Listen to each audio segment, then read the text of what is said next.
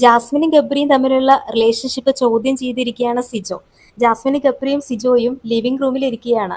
അപ്പോൾ സിജോ ജാസ്മിനോട് നിങ്ങൾ തമ്മിലുള്ളത് എന്തുതരം റിലേഷൻഷിപ്പാണെന്ന് ചോദിക്കുന്നു. അപ്പൊ ജാസ്മിൻ പറയുന്നുണ്ട്, എനിക്ക് ഇവനോടുള്ളത് ഇങ്ങനെ ഒരു സിറ്റുവേഷൻ ആയതുകൊണ്ട് തോന്നിപ്പോകുന്നതാണ്. അപ്പൊ സിജോ പറയുന്നുണ്ട്, പ്രണയമാണെങ്കിൽ അത് അങ്ങനെ പറഞ്ഞൂടെ? ജാസ്മിൻ പറയുന്നു, പ്രണയമാണെങ്കിൽ അതിനൊക്കെ സിജോനോട് പറയേണ്ട ആവശ്യമില്ലല്ലോ. അപ്പൊ സിജോ പറയുന്നു, പ്രണയമാണെങ്കിൽ നീ പറയുമെങ്കിൽ അത് പിന്നെ ചർച്ച ചെയ്യേണ്ട കാര്യമില്ലല്ലോ. അപ്പോൾ ജാസ്മിൻ പറയുന്നുണ്ട്, എനിക്ക് ക്യാമറകൾ ഉള്ളത് കൊണ്ട് ക്ലാരിറ്റി കൊടുക്കാനാകില്ല. പിന്നെ എൻ്റെ താല്പര്യമല്ലേ, ഞാൻ ആർക്ക് ക്ലാരിറ്റി കൊടുക്കണമെന്ന്.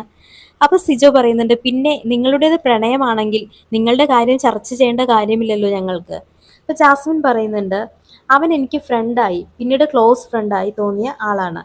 ഇത് മനുഷ്യന്റെ ഇമോഷൻസ് ആണ്, അത് കൂടും കുറയും. കല്യാണം കഴിക്കുമോ എന്ന് ചോദിച്ചാൽ അറിയില്ല. പിന്നെ എനിക്കിതെല്ലാം സിജോനോട് പറയാൻ തോന്നുകയാണെങ്കിൽ ഞാൻ പറയും, ഇല്ലെങ്കിൽ പറയേണ്ട കാര്യമില്ല. അപ്പൊ സിജോ പറയുന്നുണ്ട്, നമുക്ക് ഒരാളോട് തോന്നുന്ന വികാരം എന്താണെന്ന് നമുക്ക് അറിയാൻ പറ്റും. നിന്റെ ചേഷ്ടകൾ പ്രവൃത്തികൾ എനിക്ക് യോജിക്കാനാകില്ല. ഇപ്പൊ ജാസ്മിൻ പറയുന്നു, ഞാൻ അവനെ കെട്ടിപ്പിടിക്കുന്നത് ലവ് അല്ല. എനിക്ക് കൂടുതൽ ആൺപിള്ളേരാണ് ഫ്രണ്ട്സ് ആയിട്ടുള്ളത്. ഞാൻ അവരോടും ഇങ്ങനെയൊക്കെ തന്നെയാണ്.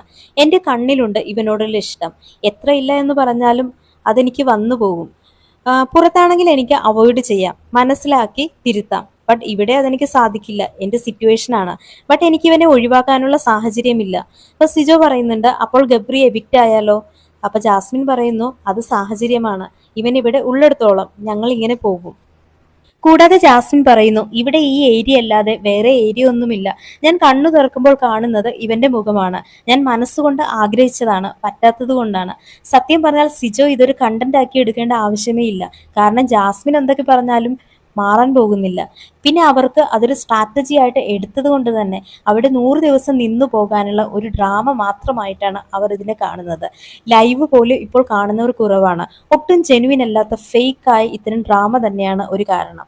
സത്യം പറഞ്ഞാൽ ഇവർക്ക് ഫോക്കസ് ചെയ്യേണ്ടത് ജാസ്മിനെയും ഗബ്രിയെയും ഒന്നുമല്ല. സിജോന്റെ ആ രണ്ടാമത്തെ വരവിൽ സിജോ പറഞ്ഞ ഒരു കാര്യമുണ്ട്, ഞാനൊരു കാട്ടുതീയാണെന്നും കപ്പടിക്കുമെന്നും. എന്നാൽ കാട്ടുതീ ആയില്ല എന്ന് മാത്രമല്ല, പ്രത്യേകിച്ചൊരു കണ്ടന്റും കൊടുക്കാതെ ഒരു തണുപ്പും മട്ടിലാണ് പോയിക്കൊണ്ടിരിക്കുന്നത്. ഈ ജാസ്മി ഗബ്രി വിഷയം എടുക്കാതെ തന്നെ എന്തെല്ലാം കാര്യങ്ങൾ അവർക്ക് ഇവിടെ ചെയ്യാനുണ്ട്. ജിൻഡോ ഇത്തരത്തിൽ ഒരു വിഷയത്തിലും പോകാതെ ബിഗ് ബോസ് കൊടുക്കുന്ന ടാസ്കുകൾ വളരെ വൃത്തിയായി ചെയ്യുന്നുണ്ട്. നിലവിലവിടെ സേഫ് ഗെയിം കളിക്കുന്ന ഒരുപാട് ആളുകളുണ്ട്. പവർ ടീം എന്ന കോൺസെപ്റ്റ് വന്നതുകൊണ്ട് തന്നെ ഇത്തരക്കാർ സേഫായി. നിലവിൽ ഗബ്രിക്ക് പൊതുവെ ഓഡിയൻസ് സപ്പോർട്ട് കുറവാണ്. ഈ സാറ്റർഡേ അറിയാം ആരൊക്കെ എവിക്റ്റ് ആകുമെന്ന്. ഗബ്രി ഒരുപക്ഷെ പുറത്തു പോവുകയാണെങ്കിൽ ജാസ്മിന്റെ പെർഫോമൻസ് കണ്ടറിയേണ്ടതുണ്ട്.